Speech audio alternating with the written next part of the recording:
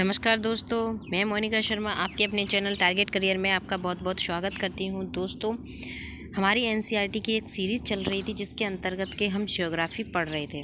दोस्तों, उसके अंतर्गत हमने 3 चैप्टर हम कंप्लीट कर चुके हैं। पहला है हमारा सौरमंडल में पृथ्वी, दूसरा ग्लोब, अक्षांश एवं देशांतर और तीसरा है हमारा पृथ्वी की गतियाँ। दोस्तों, आज हमारा चौथा चैप्टर है, वो है मानचित्र। ये 3 चैप्टर मैं आपको पढ़ा चुकी हूँ और उनके क्वेश्चन आंसर भी बता चुकी हूँ। अगर आपको उनसे रिलेटेड कोई भी प्रॉब्लम हो तो आप कमेंट बॉक्स में कमेंट कर दीजिएगा। और आज हमारा जो नेक्स्ट चैप्टर है वो है मानचित्र। इसके बारे में हम अध्ययन करते हैं।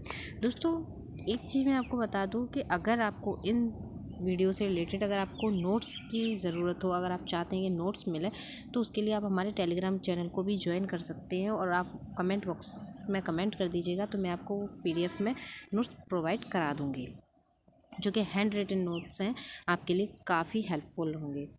आप नेक्स्ट, अब ज़्यादा समय नहीं गवाते, हम अपना वीडियो स्टार्ट करते हैं। दोस्तों, मानचित्र। सबसे पहले हम मानचित्र के बारे में जानते हैं। हम पिछले अध्याय में ग्लोब के महत्व के बारे में जान चुके हैं। ग्लोब के अध्ययन की कुछ सीमाएं होती हैं। हम पूरी पृथ्वी का अध्ययन करना चाहते हैं तब ग्लोब हमारे लिए काफ़ी उपयोगी हो सकता है। लेकिन जब हम पृथ्वी के किसी एक भाग से अपने देश या राज्यों के जिलों, शहरों या वहाँ का अध्ययन करना चाहते हैं तो यह हमारे लिए उपयोगी नहीं होता है। ऐसी स्थिति में हम मानचित्र का उपयोग करते हैं। दोस्तों, जब हमें देशों के बारे में, बड़े बड़े देशों के बारे में, पूरे संसार के बारे में या वैसे अध्ययन करना हो तो ये हमारे लिए ग्लोब काफ़ी उपयोगी है। लेकिन अगर हमें केवल अपने पर्टिकुलर, जैसे मान लीजिए कि हम उत्तर प्रदेश के हैं तो हमें उत्तर प्रदेश का अध्ययन करना है, तो वो उस मैप में हमें उसमें पर्टिकुलर जैसे जो ज़िला है, गांव है, वो सब चीज़ें हमें नहीं पता चलती। इसके लिए हमें मानचित्र की हेल्प लेनी पड़ती है। मानचित्र क्या होता है? पृथ्वी की सतह या इसके एक भाग का पैमाने के माध्यम से चपटी सतह पर खींचा गया एक चित्र होता है। यानी कि हम मैप वगैरह बना लेते हैं अपनी कॉपी पे या पेपर वगैरह पे, मतलब ये बना लेते हैं, तो वही हमारा मानचित्र होता है। लेकिन यह गोलाकार सतह से पूरी तरह से चपटा करना असंभव है। पूरी तरह चपटा नहीं हो सकता है गोलाकार सतह से, क्योंकि पृथ्वी हमारी गोल है, तो उसी हिसाब से भूभाग में मतलब गोली सी है, तो उस हिसाब से उसे चपटा करना यानी कि मानचित्र में पूरी तरह करना ये संभव नहीं है। लेकिन कुछ चीज़ों को हम अपनी ज़रूरतों के हिसाब से, जो एक छोटे मानचित्र होने चाहिए, उन चित्रों को हम इस पर कर सकते हैं। मानचित्र में एक बड़ी किताब की तरह तथ्य हो सकते हैं। जब हमें मानचित्र के साथ रख दिया जाता है तब एक एटलस बन जाता है। एटलस विभिन्न प्रकार के अलग अलग पैमाने में खींची गई मापों पर आधारित होता है।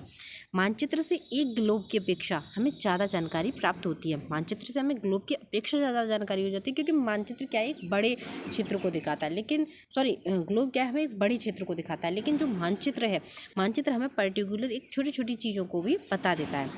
अब मानचित्र विभिन्न प्रकार का होता है। सबसे पहले हम ये जानते हैं कितने कौन कौन से प्रकार का होता है। सबसे पहला होता है हमारा भौतिक मानचित्र। भौतिक मानचित्र में क्या होता है दोस्तों? प्रकृति। भौतिक मानचित्र हमारी जो भौतिक चीज़ें हैं, जैसे हमारी प्रकृति की प्राकृतिक आकृतियाँ, जैसे पर्वत, पठार, मैदान, नदियाँ मैदान, नदियाँ, महासागर इत्यादि को दर्शाने वाले मानचित्र को भौतिक या उच्चावच मानचित्र कहा जाता है। ये जो हमारे पर्वत, पठार, मैदान, नदियाँ, सागर, ये सब चीज़ें दर्शाई जाती हैं, ये सब हमारे भौतिक मानचित्र के अंतर्गत आती हैं। उसके बाद हम आते हैं राजनीतिक मानचित्र पर। राजनीतिक मानचित्र में क्या होता है? राज्य आते हैं, नगर, शहर, गांव, ये सब विभिन्न विश्व के विभिन्न देश, राज्यों की सीमा, ये सब चीज़ें जो होती हैं राजनीतिक तरीके से, ये हमारे राजनीतिक मानचित्र में आती हैं। उसके बाद आता है हमारा थीमेटिक मानचित्र। थीमेटिक मानचित्र में विशेष जानकारियाँ होती हैं। थीमेटिक मानचित्र क्या होता है? ये सड़क मानचित्र, जैसे सड़क मानचित्र बनाना है कि हमारी सड़क यहाँ से यहाँ तक गई है, ये सड़क यहाँ से यहाँ तक, वो जैसे ग्रैंड ट्रंक रोड फर्स्ट, यहाँ से यहाँ तक, वहाँ से वहाँ तक, ये सब चीज़ें होती है। वर्षा मानचित्र में ऐसे ही वर्षा, कहाँ वर्षा ज़्यादा होती है, कहाँ कम होती है, इन सब के बारे में, वन कहाँ पर ज़्यादा है, उद्योग हो, ये सब बताने के लिए थीमेटिक मानचित्र होता है। अब मानचित्र के 3 घटक होते हैं। मानचित्र हम किस आधार पर बना सकते हैं? उसके लिए हमारे पास 3 घटक होते हैं। एक हमें दूरी, दूसरा दिशा और तीसरा होती है प्रतीक। सबसे पहले दूरी जानते हैं। दूरी क्या है? कि जो पूरे विश्व, उसके एक भाग का एक छोटा कर, जैसे मान लीजिए भारत से अमेरिका की जो दूरी है, तो उसे हम, अब ऐसे तो नहीं है कि इतनी बड़ी दूरी दिखाएंगे, तो हम उसे उसे छोटा कर एक पन्नी पर दर्शा देते हैं। यही दूरी होती है। यह कह सकते हैं कि मानचित्र छोटे पैमाने पर खींचे जाते हैं, लेकिन इतनी सावधानी से छोटा किया जाता है कि ताकि स्थानों के बीच की दूरी वास्तविक रहे। ऐसा नहीं है जैसे मान लीजिए कि भारत से अमेरिका की दूरी कुछ है और भारत से रूस की दूरी अलग है, तो ऐसा नहीं है कि दोनों की दूरी अलग अलग है। तो हमें उसी हिसाब से हमारे अपने कागज़ पे बनाना है कि दोनों की दूरी हमें ये रहे कि भारत से रूस की ज़्यादा है या भारत से अमेरिका की दूरी ज़्यादा, तो वो बनी रहे। इसलिए छोटे पैमाने पर सावधानी से किया जाता है ताकि स्थानों के बीच की दूरी वास्तविक रहे।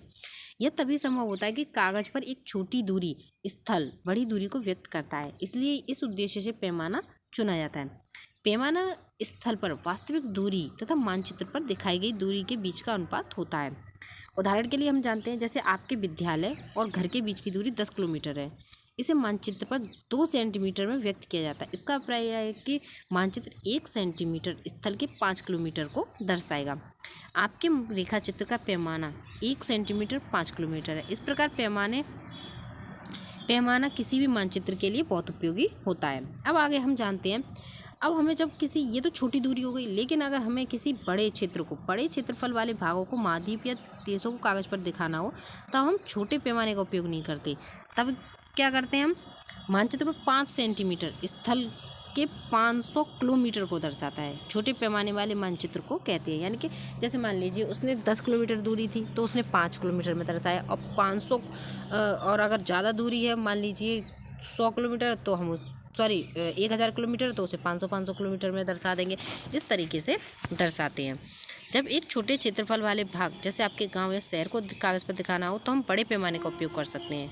स्थल पर 500 मीटर की दूरी को मानचित्र पर 5 सेंटीमीटर से दर्शाया जाता है। बड़े पैमाने वाले मानचित्र छोटे पैमाने वाले मानचित्र की अपेक्षा अधिक जानकारी प्रदान करते हैं। ये हो गया। उसके बाद देखिए, जैसे कि ये आपका मानचित्र बना हुआ, जैसे खेल का मैदान, दुकानें, ये देखिए आपका खेल का मैदान, पेड़, सामुदायिक केंद्र, यहाँ से कि हमारा रास्ता जा रहा है, यहाँ पे ये खेल का मैदान है, यहाँ विद्यालय है, इधर कुआं है, इधर ऐसे मुड़ जाओ या ऐसे मुड़ जाओ, कैसे भी ये दुकानें पड़ेंगी, ये है सामुदायिक केंद्र है, विकास का घर, शीला का घर, करीम का घर, ये सब चीज़ें आएंगी। अब देखिए ये दर्शा दिया इसने 500 मीटर से 1 सेंटीमीटर बराबर 10 मीटर है। ठीक है। उसके बाद जानते हैं हम दिशा क्या होती है। अधिकतर मानचित्रों में ऊपरी दाहिनी तरफ तीर का निशान बना होता है, जिसके ऊपर ऊ लिखा होता है। ऊ यानी कि उत्तर रेखा कहा जाता है। जब आप उत्तर के बारे में जानते हैं, तब आप दूसरी दिशाओं पूर्व पश्चिम के बारे में जान पाएंगे। 4 दिशाओं को उत्तर, दक्षिण, पूर्व, पश्चिम को दिखाया जाता है। वे प्रधान दिग्बंधु कहे जाते हैं। हम प्रधान रेखाओं को प्रधान दिग्बंधु का मतलब हो गया कि उत्तर पूर्व, ये प्रधान दिग्बंधु हुए। और बीच में 4 दिशाएं और होती हैं, इन्हें उत्तर पूर्व, ये दक्षिण पश्चिम, उत्तर पश्चिम। ये वही स्थिति से पता लगा, जैसे देखो ये आपकी है। उसके बाद नेक्स्ट आगे चलते हैं। अब दोस्तों एक चीज़ और है, ये हमारा दिग सूचक, ये दिशा को पता लगाने के लिए होता है। ये हमारा दिग सूचक यंत्र है। दिक् सूचक की सहायता से किसी भी स्थान की दिशा का पता लगा सकते हैं। ये एक ऐसा यंत्र है जिसकी सहायता से मुख्य दिशाओं का पता लगाया जाता है। इसकी चुंबकीय सुई की दिशा हमेशा उत्तर दक्षिण दिशा में रहती है। उसके बाद आते हैं प्रतीक। दोस्तों यह प्रतीक हमारे मानचित्र का तीसरा घटक है। किसी मानचित्र का वास्तविक आकार, प्रकार, विभिन्न आकृतियाँ जैसे भवन, सड़कें, पुल, वृक्ष, रेल पटरियाँ, ये सब दिखाना हो तो हम प्रतीक के रूप में दिखाते हैं।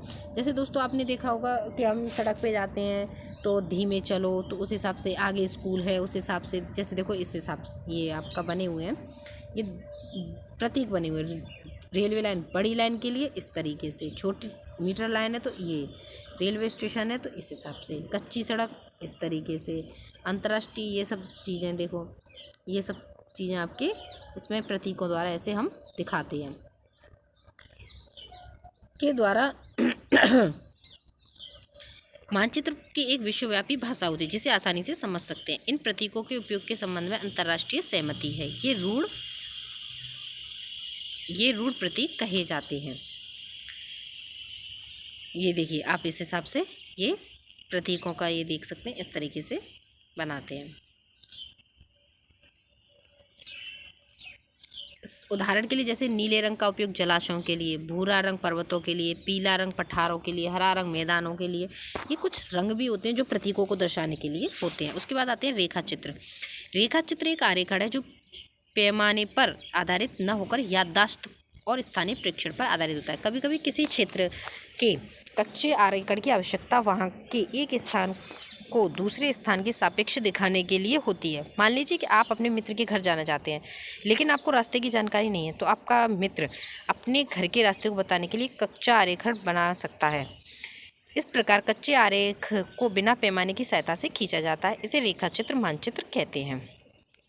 उसके बाद खाका क्या होता है? एक छोटे क्षेत्र का बड़े पैमाने पर खींचा गया क्षेत्र रेखा चित्र खाका कहलाता है। बड़े पैमाने वाले मानचित्र से हमें बहुत जानकारियाँ प्राप्त होती हैं, लेकिन कुछ ऐसी चीज़ें होती हैं जिन्हें हम कभी कभी जानना चाहते हैं, जैसे किसी कमरे की लंबाई, चौड़ाई, ये सब मानचित्र में नहीं दिखाया जाता। उस समय हम लोग बड़े पैमाने वाले एक रेखा चित्र खींच सकते हैं, जिसे हम खाका कहते हैं। अब मानचित्र के 3 घटक कौन से हैं ये आपको पता ही है, ये आप कमेंट बॉक्स में लिखिएगा, फिर मैं बता देती हूँ। मानचित्र के 3 घटक मैंने आपको बताए थे, दिशा, दूरी और प्रतीक। ये है आपके मानचित्र के, ये है मानचित्र के 3 घटक, दिशा, दूरी और प्रतीक। उसके बाद आता है नेक्स्ट क्वेश्चन देखते हैं। प्रधान दिग्बिंदु कौन से होते हैं? प्रधान दिग्बिंदु कौन से होते हैं? उत्तर, दक्षिण, पूर्व, पश्चिम, ये होते हैं। मानचित्र के पैमाने से आप क्या समझते हैं? मानचित्र का पैमाना क्या होता है कि हम उसे 1 किलोमीटर जैसे 500 किलोमीटर को हम 1 किलोमीटर में कन्वर्ट कर लेते हैं और दिखा देते हैं कि इतने बराबर इतने किलोमीटर। मानचित्र ग्लोब की अपेक्षा मानचित्र अधिक सहायक क्यों होते हैं? क्योंकि ग्लोब क्या होता है, एक बहुत बड़ी दूरी को तय करता है, और मानचित्र क्या होता है, जो छोटी छोटी दूरी होती है उनको भी बताता है। जैसे मान लीजिए कि हमें यहाँ से किसी पर्टिकुलर स्थान पर जाना है, तो रास्ते में हमें पढ़ने वाली चीज़ें जैसे अस्पताल है, पार्क है, स्कूल है, या जो भी चीज़ें पढ़ने वाली हैं, हम उन सबको इस मानचित्र पर बना सकते हैं। इसलिए ये हमारे लिए सहायक होते हैं। तो हम वहाँ से पता लगा सकते हैं कि हाँ, हम सही रास्ते पे जा रहे हैं। मानचित्र और खाका के बीच अंतर बताइए। ये थॉटिकल क्वेश्चन है, आप देख लीजिएगा। कौन सा मानचित्र विस्तृत जानकारी प्रदान करता है? ये सब प्रतीक किस प्रकार, प्रतीक चिन्हों के द्वारा हम, जैसे पर्टिकुलर लिखा होता है कि आपको ये जैसे स्कूल है तो वो प्रतीक बना हुआ है, तो हम पहचान लेते हैं कि हाँ, हम सही दिशा में जा रहे हैं। ये सब है। हम MCQ क्वेश्चंस करते हैं। वृक्षों के वितरण को दिखाने वाले मानचित्र कौन से होते हैं? वृक्षों का वितरण किस में दिखाया जाएगा दोस्तों? मैंने आपको बताया था, जो भौतिक मानचित्र होता है उसमें क्या होता है, जितनी पर्यावरण से रिलेटेड, मतलब पठार, मैदान, ये सब इसमें आते हैं।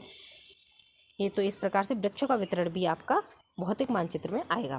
नीले रंग का प्रयोग किसे किया जाता है? तो नीले रंग का प्रयोग जलाशयों को दिखाने, पर्वतों के लिए नहीं होता, मैदानों के लिए भी नहीं होता। दिक्सूचक मुख्य दिशा को बताता है, और पैमाना आवश्यक होता है मानचित्र के लिए।